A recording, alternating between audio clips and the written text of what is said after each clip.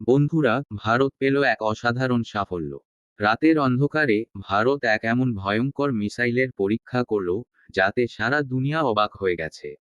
সারা দুনিয়াকে তাক লাগিয়েছে ভারতের এই সাফল্য। আর ভারতের দুই অতি কাছের প্রতিবেশী চীন ও পাকিস্তান থরথর করে কাঁপতে শুরু করেছে। এই পরীক্ষা করা হয়েছে ওড়িশার আব্দুল কালাম দ্বীপ থেকে।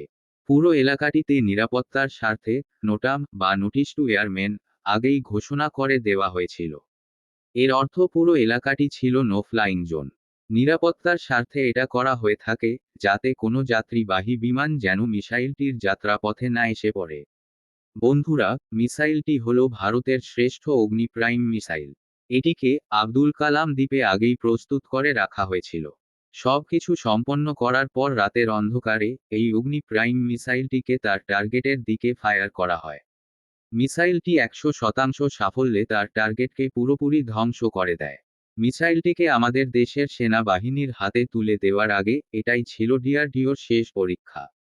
এই পরীক্ষাতে মিসাইলটি 100% সফল। সুতরাং আমাদের সেনাবাহিনী হলো আরও অনেক বেশি শক্তিশালী।